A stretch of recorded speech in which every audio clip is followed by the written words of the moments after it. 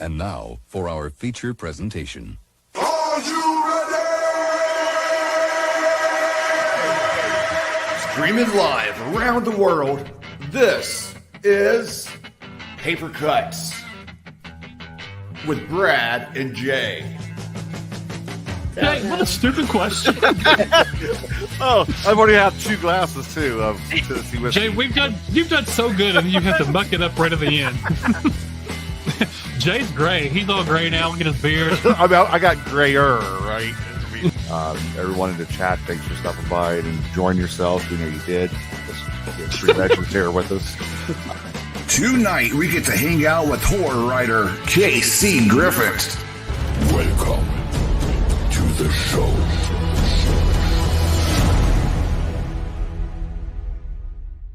We got to stop taking so much time off in between shows because I keep forgetting how to Make the intro. Yeah. I remember putting that intro together earlier this week. I'm like, where did I save everything? I don't know. What's up, everyone? Welcome to a new edition of Paper Cuts. Happy Friday. The only place to be on a Friday evening right here. I'm Jay. That's Brad over there. Tonight, special guest. But before I introduce her, I was told by Rebecca Rowland, friend of the show, I need to be on my best behavior. And she also said that this guest is smart as fuck. Okay, so just throwing that out there. You're already out of luck, then, James. You're already out. Yeah, you may be the smartest person that we've ever had on the show. KC Grifant's here with us this evening. KC, thanks so much for agreeing to come on with 2 bozos with the microphones here. We appreciate it. Thanks for having me. I'm excited. What are you normally doing on the? Well, it's early for you still out there on the West Coast, right? That's right. Yep. So evening instead of night. Yeah. So we're interrupting dinner, I'm guessing, or usually it's sort of a frantic mad rush from the day job to daycare pickup and wrangling 2 small children and dinner time and bedtime. So my husband's taking care of that tonight. I'm very. They're not running around behind you right now. Not yet. Not yet. I locked the door, so hopefully we're good. I forgot to lock the door one episode, and my daughter came in here and was like, "You got to get out." They're good at that. Yeah. So what's on the agenda for dinner tonight when you get off the air with us? Oh, Costco meatloaf. Okay. Good go-to. Okay. What's the weather like right now out there in California? I don't know why I'm talking about the weather, but still. It's hot in San Diego. Okay. It's, upper 80s. It's kind of uncomfortable. So unless you're going to the pool or beach, right? It's toasty out there. Are you close to the beach? You have a view of the beach, or are you? Maybe with binoculars on a clear day. Maybe it's about 20 minutes from here, so not too far. That's not bad. Yeah, it's not bad. I would totally take 80-degree weather right now. It's like 100 and humid in Kentucky. Oh, yeah. I think tomorrow and Sunday we're going to have a little dip, maybe at least up here in Ohio. So that means yard work for me. So, Well, the thing about here is it stays hot through October, and I grew up on the East Coast, so I'm used to October being fall foliage. But here it's very hot in October, so I found out the first year I moved here, you can't carve a pumpkin and leave it out for weeks. Right. Yeah. It's like fast forward. Yeah.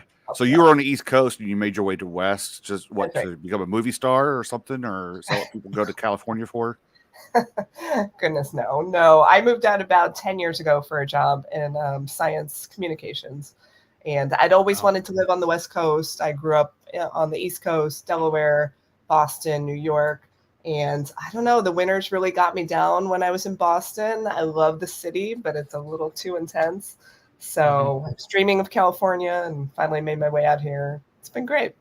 Now, I promise we're going to get to your writing, your books and all, but science communication, what? It's smart stuff, Jay. Just don't ask about it. I got to know about that. Okay.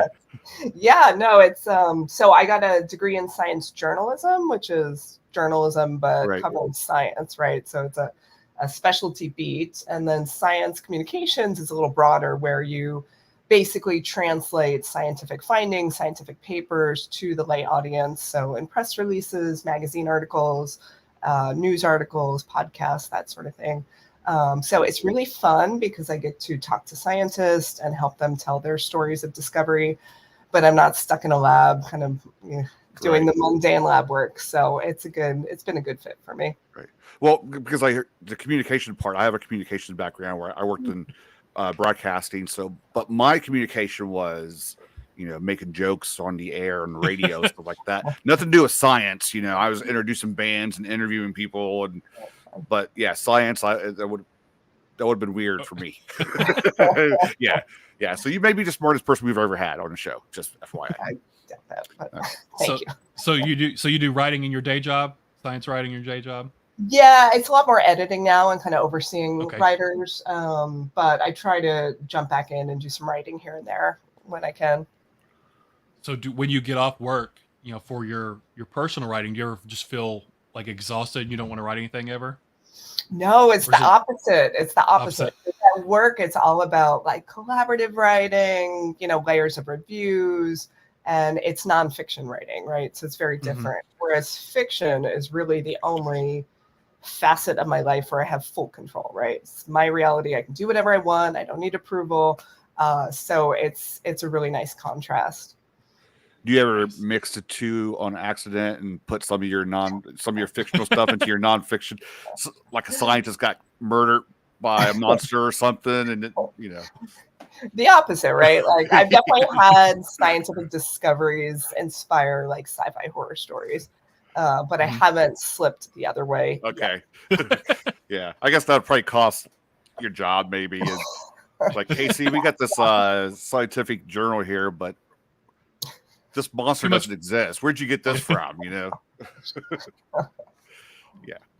So we're talking about your new collection. Is it out yet, or is it come out tomorrow? Yeah, no, it's out. It came out on July 11th, 7/11. Okay, so I was way off. I'm sorry. No worries. Shrouded Horror. Shrouded Horror. Tales of the Uncanny. I love the title. Thank you. Here's the cover. You can see it. There we go. Yep. By Carrion House, Luke Spooner. He does an amazing job with horror art. So I was super happy with how the cover turned out. Yeah, we've seen quite a few of the covers. Yeah, he's one of my favorite cover artists. Yeah, anytime you say that name of the title, there needs to be like an echo. Yeah, Shrouded Horror, Tales of the Uncanny. Ooh, like that. So how did you hook up with Luke Spooner to do your cover? Was that part of like through the press did that, or? Yeah, well, I actually requested him because he did the cover of my first book, which is Melinda West, Monster Gunslinger, and he just nailed it. He's so great. So, here we go. There you go. I didn't realize he did that one. Yeah, he's so versatile, and I mean, he does amazing covers. And for both of them, he nailed it the first time I saw the cover, and it was perfect. So, yeah, super happy with that. And that's one of the nice things about working with small press. I could request him, right? And they're happy to accommodate. I'm always curious how much sort of input authors have in their cover. So did you all go back and forth? And you say, I want these monsters from the stories in there, or just kind of giving broad strokes and he kind of what made up of on its own? Yeah, a little bit of both. So for Melinda West, I didn't give any direction, and I love how he conceptualized the cover. I gave some minor tweaks, like around the font and the spiders needed to be adjusted. So really minor stuff. For the second one, Shrouded Horror, I actually looked at some examples I liked, and I just had this concept of a human figure with monsters behind them. And I'd seen some artwork of Lovecraft with that, where he's kind of just his monster following him. Yeah. Right. So I sent that as inspiration and then described a few of the key monsters, and he nailed it. So the Melinda West. Go ahead, Jay. Melinda West, that's considered what, like a weird Western kind of? Yeah, weird Western. That's a novel, right? It's a novel. It's horror, fantasy, standalone series. The second one's coming out next year. Right. So that's and then Shrouded Horror is your collection. Horror collection, yeah. Yeah. So you're at both ends of the spectrum there. You got a novel, now short stories, any kind of novellas in between that we're going to find from you? Or? I am just starting to shop a novella, which is Haunted B&B, New England B&B. I describe it as a crossover between Invasion of the Body Snatchers and Haunting of Hill House. Okay. Started shopping it, so fingers crossed. Was it hard for you to pick which monsters you wanted on the cover from all the different stories you had? Some of them I thought would be a little easier to see visually, right? Whereas others were a little more kind of in your head, ghost-like. So I wasn't sure how some of the more abstract ones would turn out, but he did a great job. I liked how you didn't just do, like, I don't want to say generic, but like the common one, a vampire or a werewolf. You kind of, in a lot of the stories, you created kind of your own monsters. So is that something you like to do? Just kind of the conceptualization of creating your own monster or cryptid or creature, whatever it is? Yeah, I love creating new monsters, usually by kind of remixing, right? And then also, I think a lot of writers, we like to do this, is think about the trope of the monster and an interesting twist that you can put on it. And then the other place I get inspiration for cryptids is just nature, right? There's a lot of really strange animals out there in the ocean, insects. So I use a lot of those and kind of mix and match, especially for the Weird Western, where they're monster exterminators. So they're hunting like all kinds of monsters that have come up from this gap in the earth that kind of disrupted the Old West. When you do that, are you a visual kind of thing when you do that? Like, oh, here's part of a bat and I'm going to stick it on insect legs, or is it just all in your imagination? I would say a combination. It usually takes a few times of refining to like get the visuals right, where a reader can say, okay, I can really picture this. Yeah, and actually for the second Melinda West book, I'll have a map in the beginning, and for the map, she sketched a few of the monsters, like a field guide. So I'm really excited for that. Oh, that's cool. I love maps. Maps in a book's like instant buy for me. Just I don't care what the rest of it about. Just having the map at the beginning is super cool. Yeah, I'm very excited for that. So when you're doing like creating these monsters, and maybe it works both ways. Do you ever just create a monster in your head, and then try to work a story around it, or have the story going and then try to, let's see what kind of monster we can fit in here?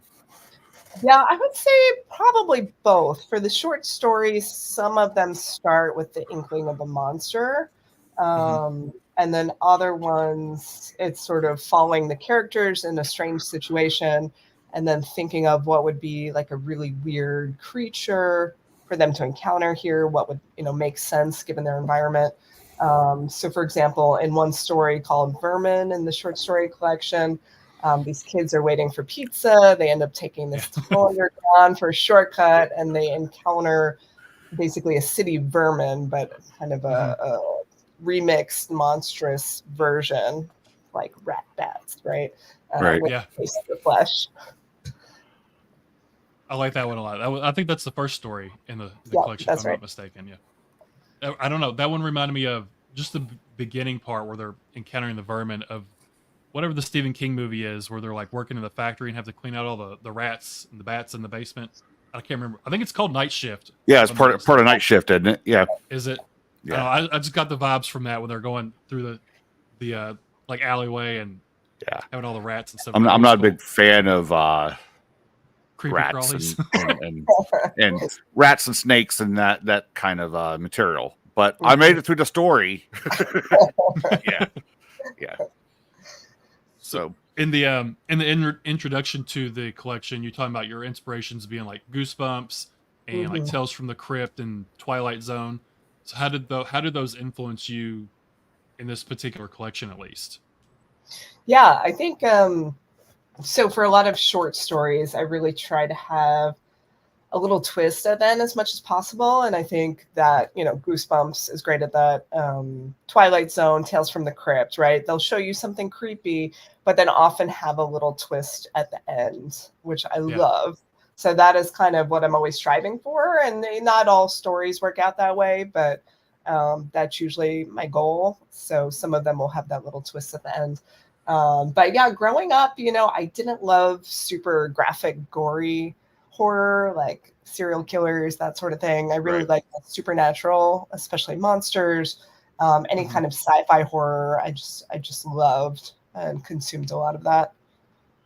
I got a little bit of a Black Mirror feel. I don't know if you've watched Black Mirror from Netflix, but at times, and one thing I noticed too, a lot of the stories it left the ending to the reader's imagination. You didn't just spell out and wrap up and tie all the loose ends, for the end of it. Like they lived happily ever after without their heads or whatever. There are a couple times you ended it and like, made me think, wonder what the hell happened next. So that's pretty cool. That's where that Black Mirror and Twilight Zone feel came in for me, because that's what they always did. That made you wonder after the story too. Yeah. So this is like asking your favorite kid, do you have a favorite story from the collection? It's really hard to say. And I was asked to read a story yesterday, and I ended up reading Just Another Apocalypse because a lot of people seem to really like that one. But people interpreted it very differently. So I don't know if that one's my problem child, right? Like it's interesting where I like that one a lot, but I see people interpret the ending very differently than what I intended, which is not necessarily a bad thing, right? If people are enjoying it, but it sort of puzzles me as an author, like, oh, I guess, I never thought to interpret it this way. So I guess that's probably one of my favorites. It is hard to pick. They are like children, right? Some kind of depends on your mood. Are you in the mood for like more quiet, pensive time with this child, or kind of a rowdier adventure with this child? So yeah, I don't know if I can pick one. That one is the zombie one, right? That's right. Balloons to the zombies.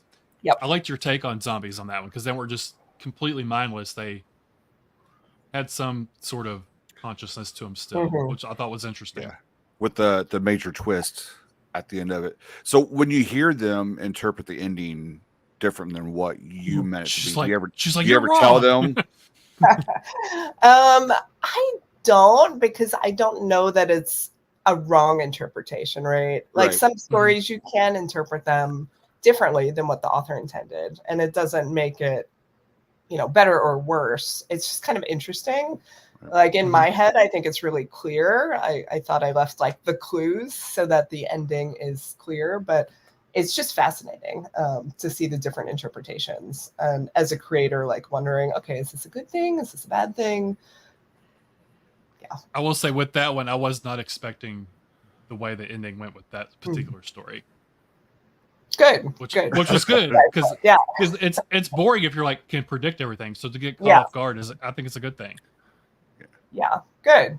Yeah, it's an interesting one. It's I think what really resonates with people is kind of that feeling of, these endless disasters that we're constantly hearing about, and just feeling really kind of numb to the latest apocalypse, so to say, whether it's pandemic or political. And then these characters are, in their early 20s, so they're just faced with this world with no hope. So I think that is probably what resonates a lot with readers.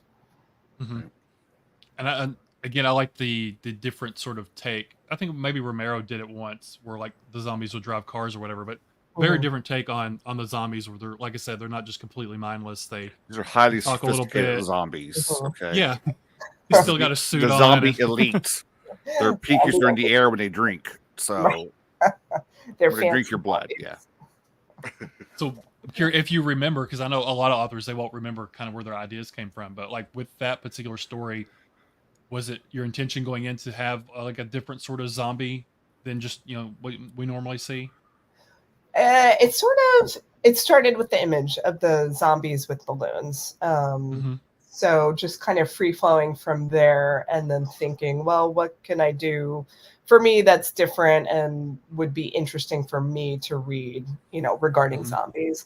So a lot of my short stories start with an image, something I just see online, and then just kind of brainstorm from there and try to get a story like out of myself within a day or two. is I find a really helpful exercise. So I would say the majority of stories in that collection had some sort of image inspiration. Okay. It really kind of shows that zombies have evolved over the what 50, 60 years or so, from the early zombie movies to the way they are now. I could be a zombie and you wouldn't know it until I kill you. Till it's too late. Yeah. I'm not saying, I'm a highly sophisticated zombie or anything, but still, but it just sees like that's one genre, I guess you could say, that I've seen change so much over the year. The original zombies, slow moving and couldn't talk or anything, and they just but now you see movies where they're like running fast and carrying on conversations and they're intelligent and all this stuff. So wasn't there a zombie love movie like Our Heart Zombie or something? That's what like I'm trying to think of, where they Yeah, they yeah. actually had conversations and stuff. It was like the Twilight version, but with zombies in it. I feel like I remember that. Yeah, and it was from the zombies' perspective, which was Right. It different. was called was it Warm Bodies or something like that? Maybe. Yeah, warm Yeah. bodies. I didn't have a question, but I just went off on one of my tangents. I apologize. It's a good topic. Yeah. So with the collection, did you have like an overall theme you were wanting sort of all the stories to kind of hit and gel together with? Yeah, it's I tried to capture it in the title, Shrouded Horror. So sort of these horrors that lie on the edges of reality. So the initial thought was, okay, here's kind of everyday situations and people, for the most part. Some are near future, but in general, here's like a person and they're about to encounter something really, terrible or monstrous that's sort of just lingering on the edge of reality. So that was the very loose theme. And I selected stories that I thought sort of fit that, even though some are sci-fi. But generally, here's, any of us could be in this situation. And, what would you do if you encountered this creature or monster? Are these all new stories, or have these been in like magazines and podcasts? It's a mix. I would say probably a little more than half have been published in magazines or podcasts or anthologies. Okay. And then some are original to the collection. We say podcast is like the I can't think what it's called. You write it and like someone narrates it. Is that what you mean? Yeah. So Pseudopod, the Okay. horror podcast, they actually did Just Another Apocalypse a few months ago, and they did a great job. Okay. Slay House Publishing, they did a full production of U-Train, which features 4 characters stuck in this subway stop where the subway never comes. So they got different voice actors for each one. That one messed with my mind a little bit, by the way. But that's pretty cool. Yeah, they That's did a cool. great job. So did you have much input in that, like as far as like voice actors and all that stuff, or they just did their own thing? Yeah, did their own thing. Same with Tales to Terrify. They did Unrest. And yeah, they just say, hey, we're going to buy it for audio. And then I hear it when it goes live, and it's really cool. It's kind of like seeing your book cover for the first time. Seeing that interpretation of your work is just, I don't think it ever gets old. It's very cool. That is cool to have like a cast do that one particular story, since it's just those 4 people. That's really cool. I like that one. Yeah, it's a good one. So I wanted to ask, there's a lot of, like almost all the stories at least have some sort of creature or cryptid or something like that. Did you, or do you have any of your own fears that you've written stories about in this collection? Like, are you afraid of clowns or rats or anything like that? You've sort of incorporated into the stories? It's professional time. Yeah. Yeah, I don't want to encounter any of those monsters, but my biggest fear has always been around spiders. I grew up with arachnophobia pretty badly. Just terrified of all bugs. I used to check my room every day for a long time for bugs, pretty serious phobia. I eventually just kind of grew out of it. Although Did you really? Or well, okay, I thought I did until I found a tarantula in my backyard last year. That evoked a special kind of fear. It was just, giant spider slowly crawling. At first I thought it was a Halloween decoration that had fallen because it was not. Oh my God, but it started crawling. So I just was seized by this frozen kind of fear, and the worry of, oh, what if it jumps towards me? I mean, they're pretty docile, but then after the fear, I kind of appreciated it because it was really cool to see, and it was just trying to hide, not a big deal. Although I called animal control, like, what do I do about this tarantula? Because where I live in San Diego, my neighborhood, they're not really that common. They're more common inland. And the guy who answered said, just pick it up, put it in the canyon, Just nonchalantly, just. Yeah, very nonchalant, and I don't think that's what you're supposed to tell people to do, but I just left it. Anyway, so spiders, definitely a fear I've had, and I don't think they really show up in this collection. They do show up in Melinda West as a monster. Yeah, for this one, let's see, there's ghosts, clowns, rats. I don't think there's any spiders, if I'm remembering right. I feel like one of the characters on the train story, their version of what they saw at the end was spiders, like cupcakes. I think you're right. I think she saw spiders. We don't really see what she sees, but we hear her. Yeah, she just mentions it real quick. Yeah, that's right. Jay, did you like the giant rat in that one? Since you love rats and snakes, the Rat King. Who did we get on? We got on somebody for that. Megan Lucas or somebody we got on for rats or snakes or something. She's got a story about snakes in the freezer or something. She didn't give us a warning about just that Jay's phobia. He didn't like it. That's my his is eyeballs. Mine is just like snakes and rats. So yeah, doing stuff with the eyeballs. Like I don't like that. That's like one big thing. Yeah, I could see that. So this collection has like several different horror genres in it. And you have some of the science background and you mentioned like you like sci-fi horror. Any of these easier to write than others, or did you find yourself struggling make any of them harder to write than others since you're all over the world with some of these different genres? Yeah, I think a sci-fi horror in general, I would say, is a little harder to write, only because I have to do more fact checking, right? Okay. So there's two that are set in space, and I have to check: does this planet make sense? Does this floating space office, is it realistic?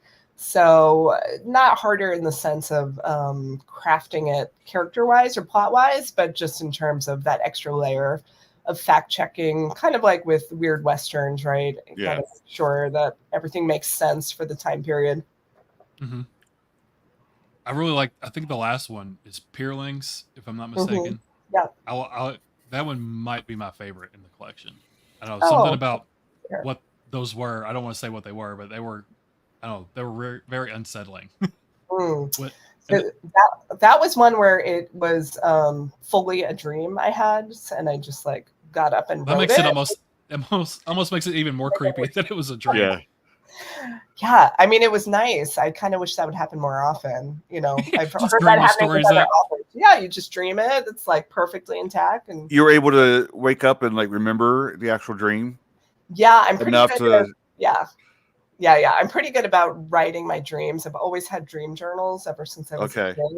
So you have something next to your bed to write stuff, or or my phone now. I'll just open it up and take some notes. I just aged myself. Okay.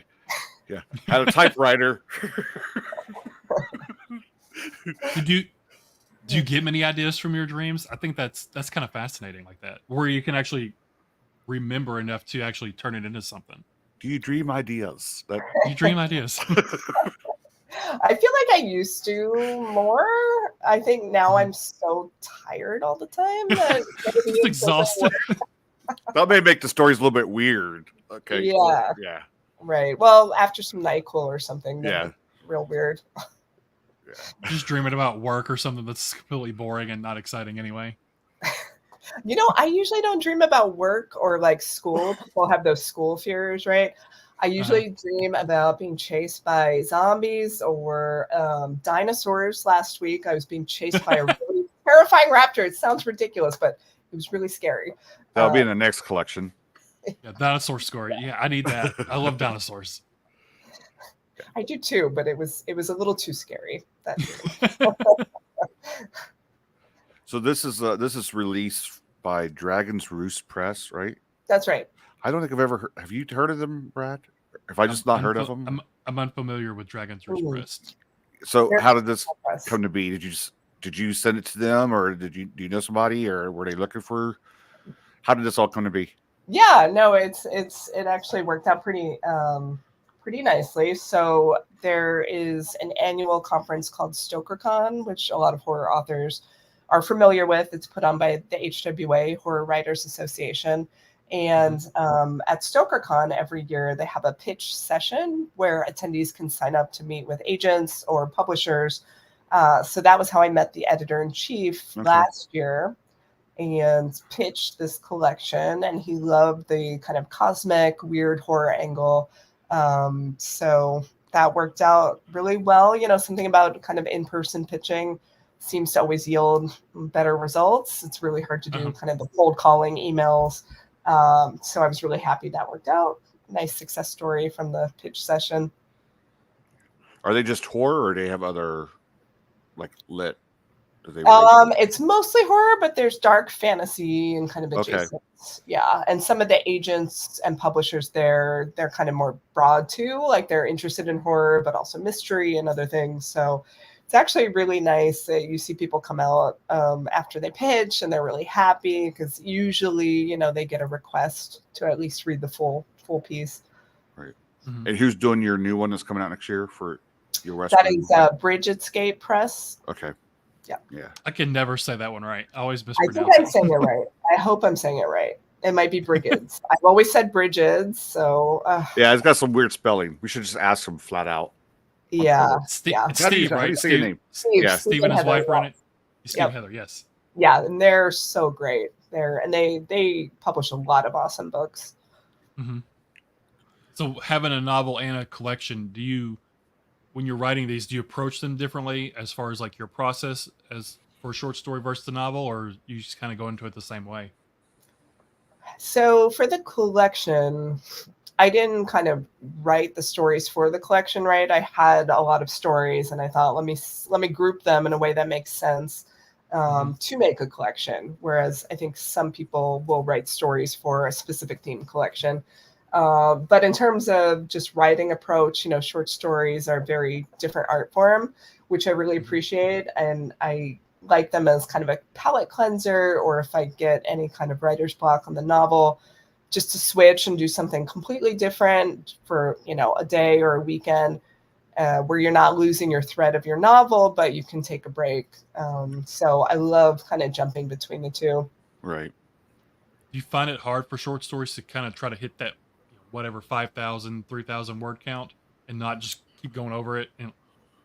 Sometimes. I mean, some of them definitely I've thought, well, I could expand this to a novella or something longer, but I usually try to write to the 1,000, 2,000 word mark. Like that just kind of hits naturally when I'm writing a short story. Once I start getting much longer, then yeah, there's the potential to expand it, which is always exciting. The novella I just completed was actually based on a short story. And I have other short stories where, you know, maybe someday I'll expand those too. Did you expand any of these from their previous versions for your actual own collection? You know, not really, but the one story in here, Better Halves, about the mirrors, if you guys remember that, that's the one that is now a novella told in 3 parts over a time period.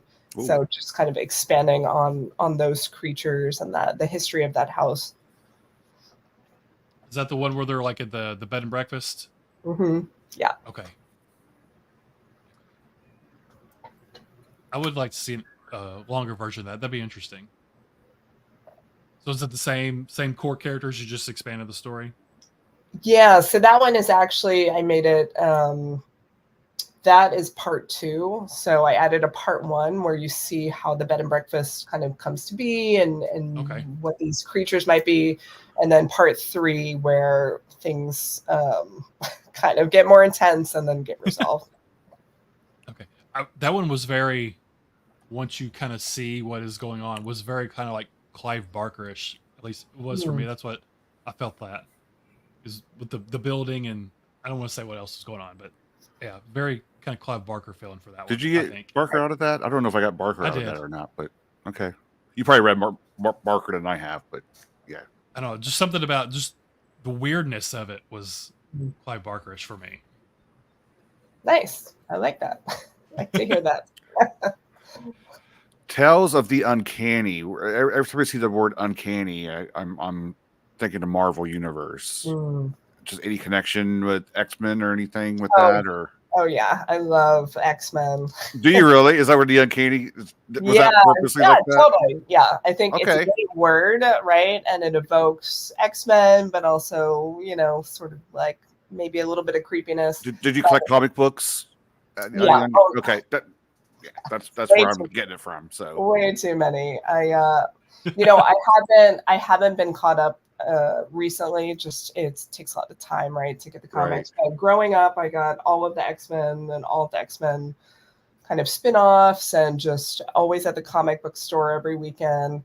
And actually, when we moved houses, I have those, you know, white crates with all the comics stacked up, and the movers were like talking to my husband about it, like, "Oh, why do you have so many comics?" Like, they're not his, they're mine.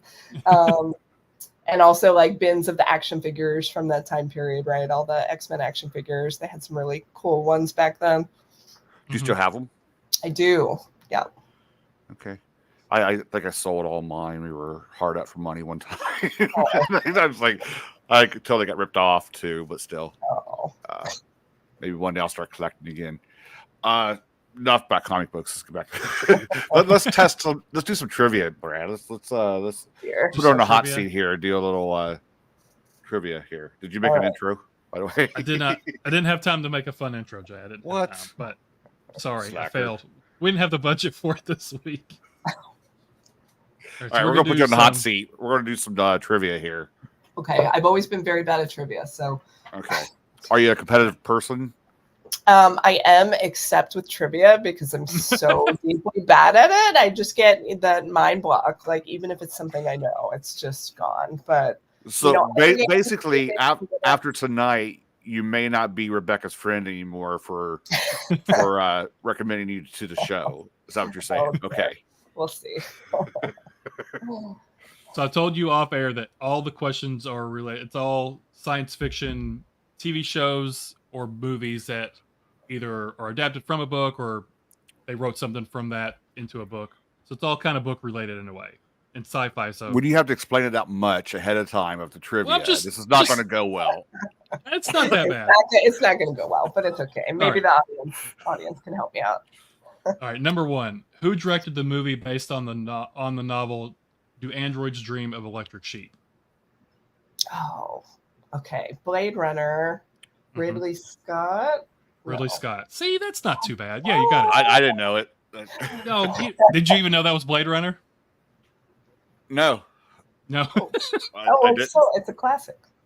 I know the movie Blade Runner. I didn't know it's the other. I did not like that book. I thought it was kind of boring, but I do like the movie. The movie's great. Right. Yeah. The movie is great.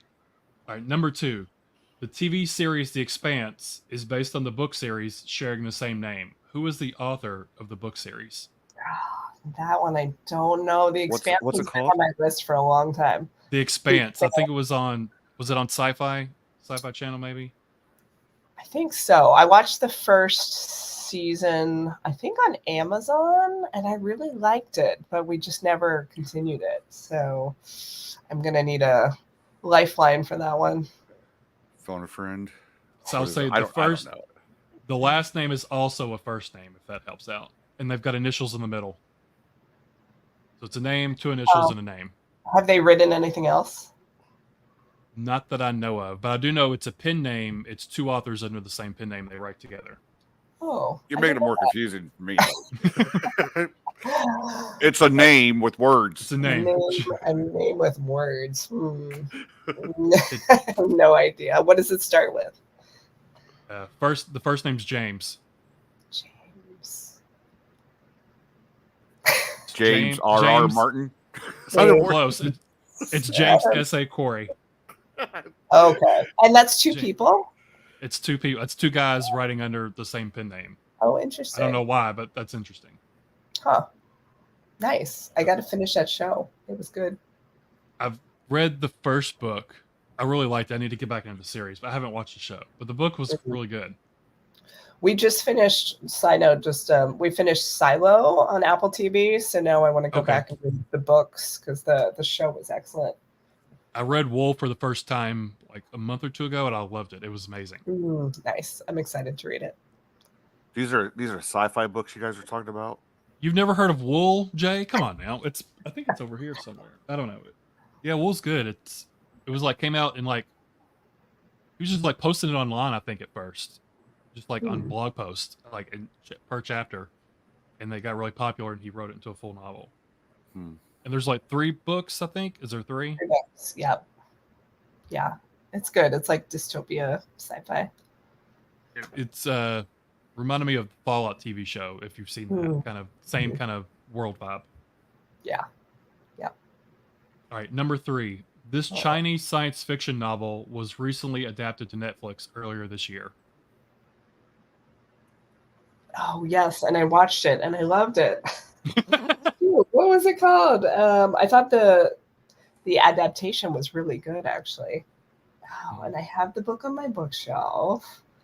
Oh, man. I was gonna put the author's name on here, but I would completely butcher his name, so I didn't even put his name in here.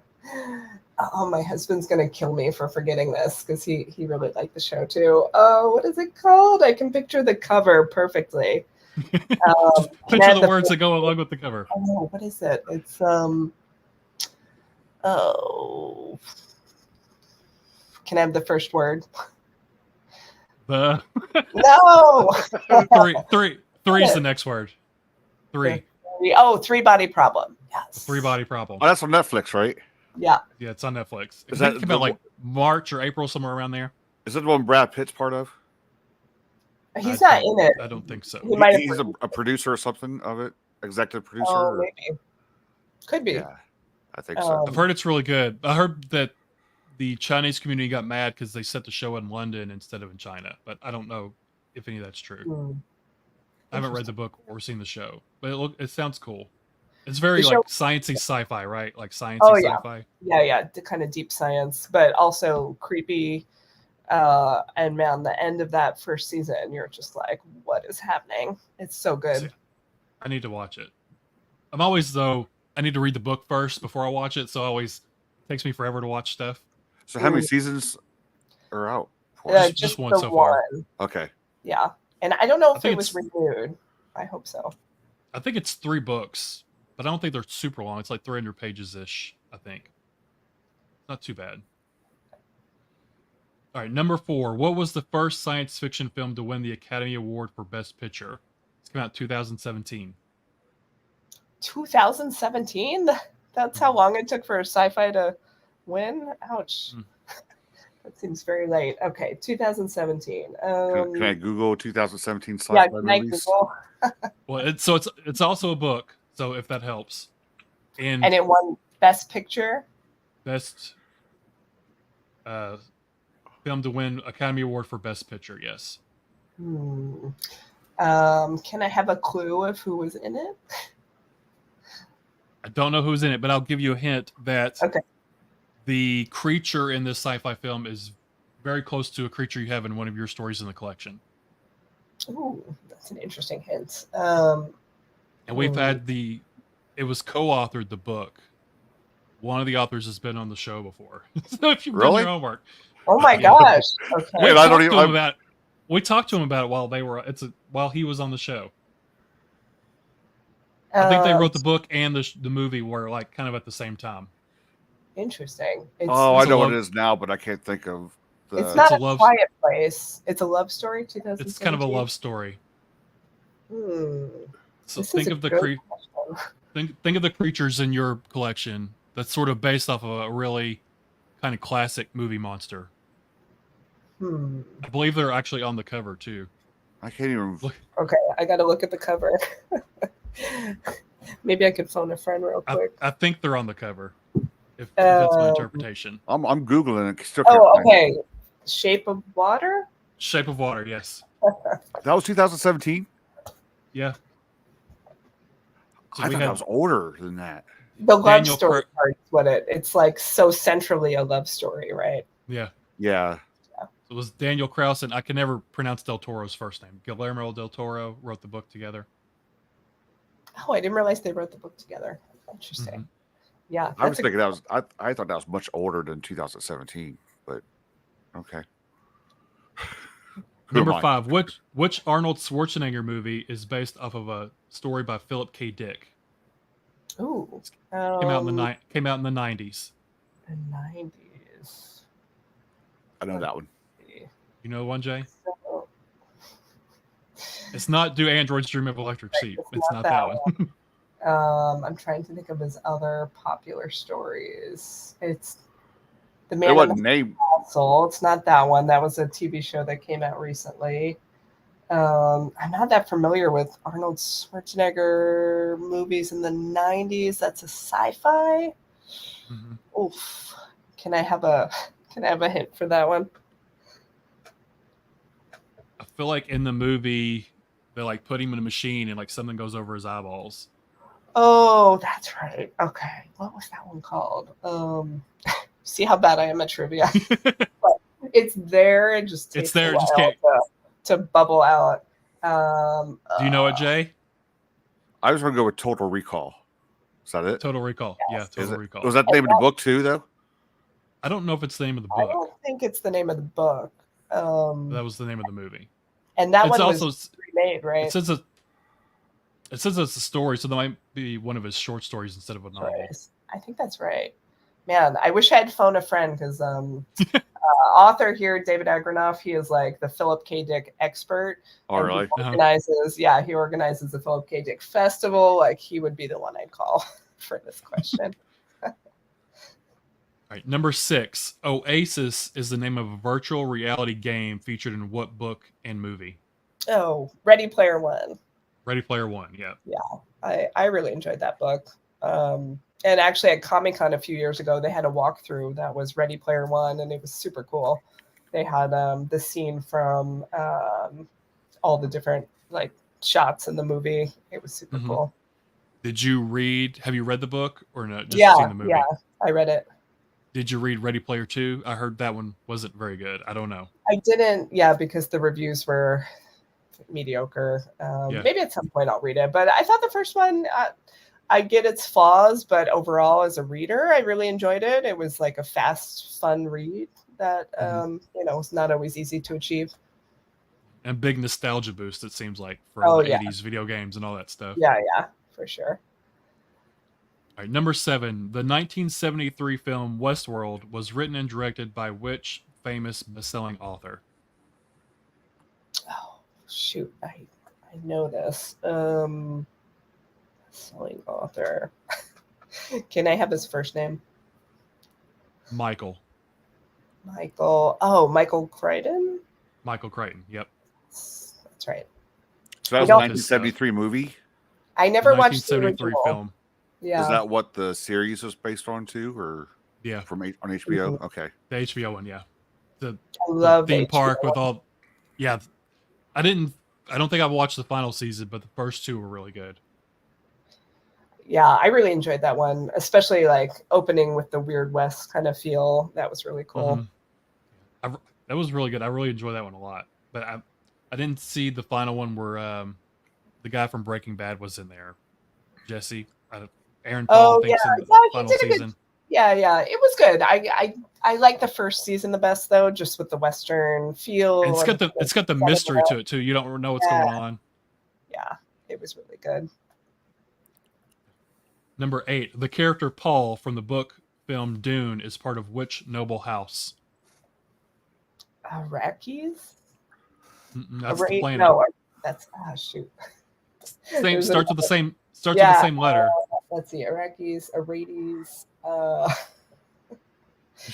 The second one you said is really close. Paul of I can Jay, never. do you know that? Have you seen Dune, Jay? you know the answer to that. It's so good. And we actually have a Dune game we play, and it has all of the like planets and things. But I'm so bad at the names and the planets. It's like I cannot cannot keep You're them so straight. you're so close. It's House Atreides. Atreides with a T. You're so close. Yeah. All right, don't tell my husband I messed that one up. So the dude, is that like a RPG game, like tabletop RPG you play? Yeah, it's tabletop. We haven't played it in a while, but it's pretty cool because you have different components on the board. You can kind of build up your spices or build up your army, and you have different methods of attacking. It's fairly involved, but it's really fun. Jay, you should play that. We should play together, Jay. We'll stream it. That's right up your alley. Isn't Jay's it? like, no. All right, 2 more questions. Okay. Number 9, an anthropologist, a surveyor, a psychologist, and a biologist travel to the mysterious Area X in this book/film. Oh, is that the Alex Garland one? Mm-mm. No. Can you repeat it? Biologist. It's an anthropologist, and it's a woman group. They're all women. It's an anthropologist, a surveyor, a psychologist, and a biologist. And I believe the biologist, it's all from her perspective. Travel to the mysterious Area X in this book/film. Who played him in the film? Is it Natalie Portman? That one. Natalie Portman, and Yes. he was, I can't think of his name. Oscar Isaac was in it too, I think.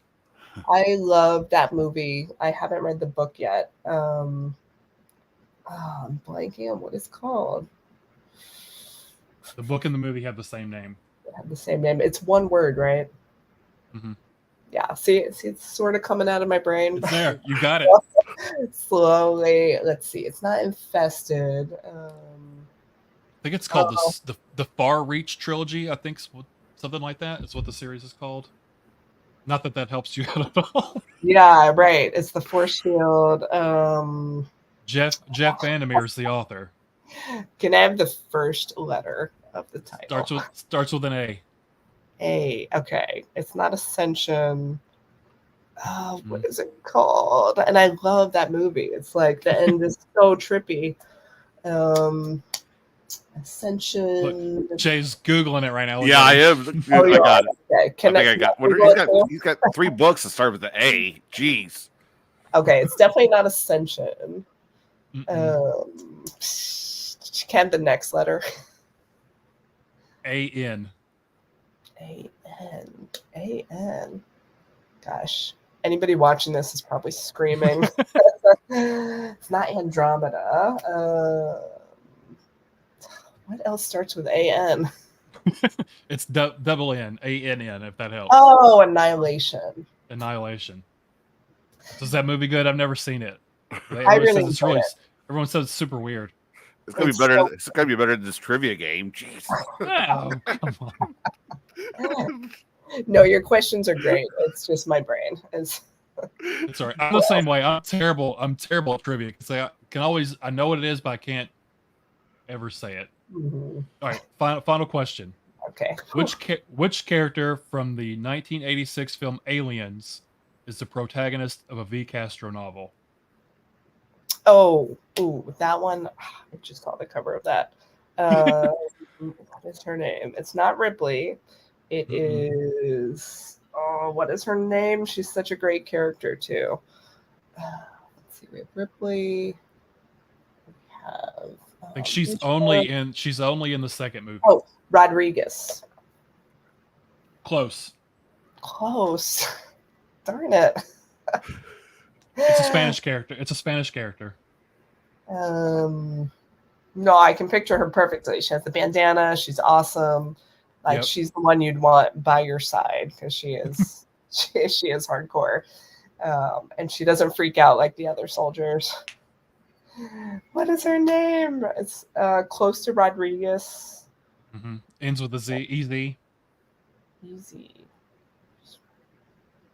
It's the name of the book to think Aliens and then the name. What the book is her first name on it too?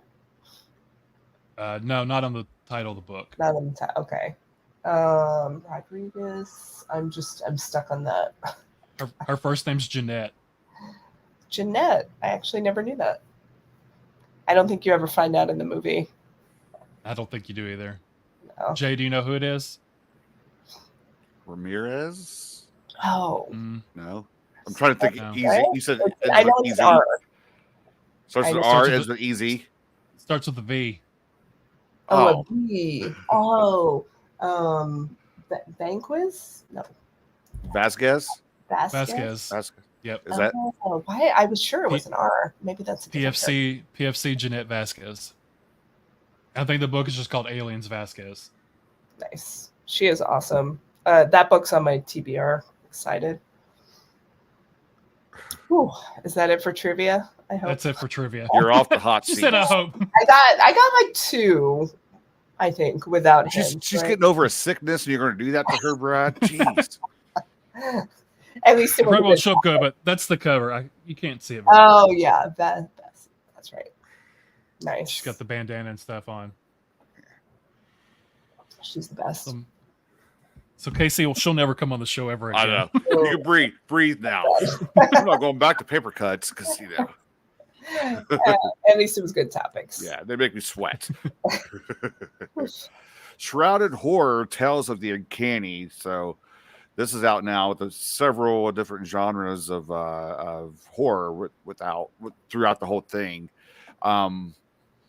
Is there a particular writer or writers that you follow that writes horror that you kind of got you into, the rhythm of writing horror? I don't even know where I went with this question. I apologize.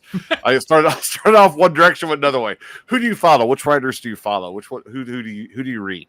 You mean in terms of like current modern authors or more? Any. So I'm guessing you might have got into writing at a young age and kept doing it. And if you were a fan of Goosebumps, I think I'm too old for Goosebumps, but Goosebumps is I great. I still have all my old Goosebumps books from when I was a kid. Gosh, I wish I had mine. I'm really sad I don't have those anymore. They're so classic now. I hate the new covers when they re-release them. They're always so ugly. The old ones are the best covers. My youngest has some of them, but I think they came out like I was beyond Goosebumps. So I probably should have done. What was the ones that came out after for the older kids? I think Fear Street. Are those the older ones? I probably should have read those. Yeah. And there was a trilogy, I think, on Netflix. I totally forgot what my question was too. By the way, we just went off at the there was the First Street movies. I completely forgot about those. Yeah. Jeez, sorry. I think growing up, I actually didn't read a lot of other horror, like some Christopher Pike, but I was really more into fantasy and like kind of literary. So I loved Margaret Atwood, Toni Morrison, like just really into those writers who have really distinct styles, right? You read a sentence and you know it's them. Philip K. Dick too, it's like an acid trip when you read him. It's so surreal. And then I was browsing in the bookstore, Walden Books or one of those, and somebody recommended cyberpunk to me, which I had never heard of as a genre. So I started reading William Gibson, and his stuff is also so distinct. Like the way he writes and his use of language is really beautiful. So his stuff I glommed onto, and that was an early inspiration. Nowadays, I read a lot of everything. I like to read outside of horror too, just to try to stay kind of balanced. But yeah, it's hard now. I think there's so many amazing horror authors and indie authors. Yeah. It's not, I don't really stick with one. I kind of, because the to be read list is so expensive, and I have so many books I want to get through. So I really jump around. So were you reading Toni Morrison as a kid growing up? Because that's some heavy stuff to be read as a kid. Yeah. I think I want to say 7th grade is when I started reading it. And part of it was through school. I was really fortunate to have great English teachers. I was in public school, but I just had really great English teachers, and they were really good about giving us a variety of literature to read instead of the same 2 books every year, right? Charles Dickens and yeah. So Toni Morrison, I was introduced through school and then read all of her other stuff. And yeah, Margaret Atwood too. I mean, their stuff's pretty heavy, but a lot of literature is. And, as a middle schooler, high schooler, that really resonated with me, those different styles. And don't get me wrong, I love Toni Morrison, but I don't think I would be able to handle that as like a 6th or 7th grader. Yeah, it's it was very eye-opening for sure. So do you try to incorporate like any, not to like copy their styles or anything, but like take all these bits of Margaret Atwood, Toni Morrison, and sort of inject kind of their styles into your own way of You know, writing at all? I wish I could, but I feel like they're all so incredibly distinct. Hmm. It's like it's sort of hard to imagine incorporating that, right? Like Margaret Atwood has very stream of consciousness too. Um, for me, for my writing, at least right now, my main goal is to be entertaining as opposed Hmm. to really experimenting with language. And, hopefully I'll continue to evolve as a writer. But right now, I want to entertain. So that's part of like the Weird Western Hmm. stories, the short stories. I'm starting a pirate book next. So just kind of for Okay. me to have fun and like escape from the seriousness of the world, right? But I do hope at some point I will, maybe explore more literary writing and experimenting. Do you like sort of like period stuff then? You have the Western, you're doing a pirate book. Do you kind of like the history horror stuff? Not really. I don't know why. No, not at all. Not at all. No. No, I know it's really strange. I don't know. I don't know why I gravitate towards it, but I don't get too immersed in the history, and that's part of the fun of like a fantasy Western, for example, right? I just Hmm. created my own version of the Old West.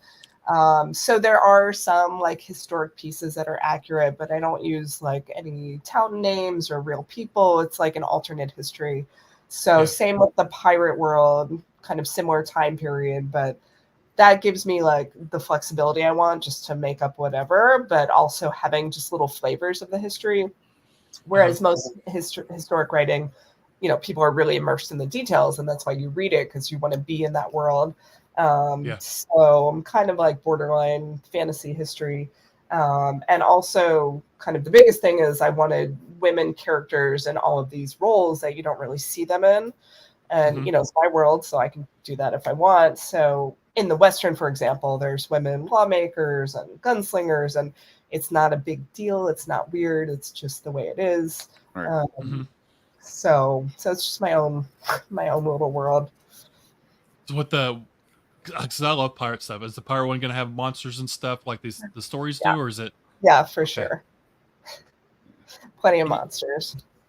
and maybe I misinterpreted your stories, but I feel like a lot of your characters in the collection were from the male perspective. Is that, am I getting that right? Not all of them, but I quite a would say, few were from the male yeah, perspective. yeah, for sure. And for short stories, that's part of the benefit, right? You can explore different viewpoints that you might want to Hmm. not want to do a whole novel in. So, present tense, third person, first person, male, female narrators. So yeah, some of them, for whatever reason, the voice just comes out and it's a male character. Hmm. But for my novels, I've always kept to female protagonists. I don't know. I just found that, not that there was anything wrong, but I just found that interesting because a lot of the collections I've read from female authors, usually most of the characters are, it's female from their Mhm. perspective. So I just thought it Mhm. was interesting that Oh, that's a good point. a generous number of yours were, male perspectives. It was just kind of different. I Yeah. don't know why. I have this internal voice that comes out sometimes, and it's just this like old grumpy New York guy. And sometimes Get he off my needs a lawn. story. I Yeah. think he needs a story sometimes. So So you've speaking been of making. I was gonna say, speaking of New York, a lot of your stories in this one are set sort of on the East Coast. And you said you Mhm. grew up there, so did that influence you as well? Just, living there, it's easy to That's why put they're full of dread. that setting in there. Yes, for sure. I would say more so than characters, like the location is really like the piece of my life that's in those. Hmm. Um, so I did live in Manhattan for a while as like a broke post-college kid. So you sort of see that in some of the stories, like we're waiting forever for a slice of pizza, right? I mean, who does that? Yeah. College kids. Yeah. And then I've been in the situation of like, 2 in the morning, 4 in the morning, you're waiting for the subway, it's going to come eventually, but it might be an hour, it might be 2 hours. And in the meantime, you see a lot of strange things. So, New York is a very specific feel. The city is a very specific feel. And then Boston is a specific feel. And some of the stories take place around Boston. And then I would say the West Coast, there's a little influence there as well. So say all the stories are pretty much coastal. I've got one last story I want to ask you about, because I said the Peerlings might be my favorite, but this one might actually be my favorite. And it was maybe the weirdest one, the Puddle of Camaraderie Despair. That was just so funny. I don't know why. Do you remember like where the idea came up? Can you make the name a little longer too? Yeah, I think that's another the other one that people seem to really like, and I really liked writing it. Just good. That's that like grumpy old man voice coming through. Like it was just it was so different than almost all the other stories. Not to interrupt, I'm sorry. It was just like so different than all the other ones. I just really enjoyed that one. Yeah, that one was more like really pushing the weirdness, right? Like, here's a really weird situation. It opens with this guy who finds himself as just this kind of melted puddle of bones on the pavement in the city in New York, and people are just ignoring him, right? They figure, oh, it's a stun or something, because in New York you have to like block out everything because there's so much going on. Yeah. So you see some talking bones on the sidewalk, you're not going to stop. You're going to keep going. I love that everyone ignored him. That just made it even funnier. Yeah, so that one I would say was definitely pushing like the boundary of like, how weird can I go and still have like some sort of plot. That one was inspired by an image of just some bones and this girl looking down at the bones, and that's sort of where it started. Like, what would happen if these bones were like talking to you and asking for help? So that was one too, where for the ending, I like to think of like afterwards, like, oh, what are they doing afterwards? Being like superheroes in the city. So that'd maybe be like it'd be like a whole novella collection of their escapades throughout the city. Yeah, that would be really fun, actually. like a ghost is it Ghost Rider? No, is that his name? Yeah, the skull, like the skull right. superhero. Like she's possessed and takes out bad guys. That one was a lot of fun. That one made me laugh. That was a good one. Thank you. Jay, do you have a favorite story, Jay, while we wrap up? The subway one is still sticking with me. Like I get into those kind of psychological events where you're like, what's happening here? What's going on? What's get to the top. Well, I don't want to say. It's hard to talk about a short story without giving away too much of it, because it's short to begin with. So yeah, that's a very Twighlight Zone Black Mirror. Yeah, that's Mirror story. That's why I brought up Black Mirror earlier, because I get a kick out of. That's the sci-fi horror stuff I kind of get into. Not so much alien, the techie stuff, but just the weirdness. Right. So. Oh yeah, I love Black Mirror. That video game episode, I think about that one all the time. Yeah. I don't know if you remember where it's like the fear video game. He's supposed to have a house. Oof. There's like the first couple. First 2 or 3 seasons, like every episode was just so great. There's the one where we just totally got off on a tangent, but where they recorded everything with their eyes so they could go back and play it. That's how the guy realized that his kid wasn't his, because that's right. He got his wife's. Yeah. So good. Yeah. For people watching and listening, they're like, "What? You just ruined an old Black Mirror episode." So. Well, if they haven't seen it by now, they'll get over it. I know, really. It's on Netflix, guys. So you've been making your rounds. You had an event last night, right? You have an event tomorrow, and of course, this is the world-renowned show you're on. This is the highlight. So, what do you have happening tomorrow? Tomorrow is my in-person book launch party for Shrouded Horror. It's at Mysterious Galaxy, which is our local indie bookstore here in San Diego, one of a few actually. But Mysterious Galaxy, I always give a shout out because they support horror authors, indie authors, sci-fi, fantasy. They have events featuring authors from across the country weekly. And their booksellers are the nicest group of people ever. They are so supportive and knowledgeable about horror. So I'm really excited to have the party there. I'm going to have a cake with the cover on it, which I've always wanted to do. Is it open to the public to come out? too? It or- is, yes. Okay, So if anybody's listening in San Diego, feel free to come by tomorrow at 2 o'clock Pacific time. And Tiffany Michelle Brown is going to be my interviewing partner for it. And Cool. she's She's the author of lots an of awesome fun. collection. Yeah. Yeah. So She's we're going to have blast. fun. Yeah. Yeah. So, Shrouded Horror, Tales of the Uncanny, out now. Yes. Highly recommend it by both Brad and myself. So pick it up. You have a ball because it's not just one horror genre in it. There's several. So for those of you that are need variety, so yeah. If you like monsters and creatures at all, this is like the perfect collection because almost every story has some sort of cryptid or creature or monster or ghost. Monsters and I think cryptids and creatures and rats. Oh my. Oh my, yeah. Yeah. See, Prepare it's a yourself great- though, because It's a great creature feature collection, and like Casey said, they're just fun. They're just fun, entertaining stories. yeah. Thank you. Casey, we appreciate you stopping by, wanting to be part of this show. Hope you totally get over your sickness there. She'll, Thank you. Yeah. she'll never be No, back. after no, the no trivia. offense, but I'm glad this wasn't in person. No offense, though. No, totally fair. Totally fair. And yes, thank you for having me. And So the night's still young where you live, so go hit the beach and have I'm fun. probably going to hang out here a little bit, pretend Okay. I'm still on the interview so the children. So the kids don't come in. That's your quiet space. Yeah. Yeah. Wait till your husband put the kids to sleep. Man, that was a 5-hour interview. Yeah. Yep. I think that's what I'll do. All right. Thanks for everyone who's Thank watching, you. who's going to watch this later, who's going to download it, who's going to share this. We'll share this all around. But pick up Shrouded Horror, Tales of the Uncanny. KC Grifant, thanks so much for being our guest this evening. And that's a wrap, Brad. Jay, Casey, Yep. thank you for hanging out with us tonight, talking about your collection. It was a Doing my fun wave. read. Thank you, Queen, guys. you I got to do the appreciate Queen it. wave. It's fun. Yep, I do the Queen Wave. See Love you, ya. Jay. I know you do. Thank you.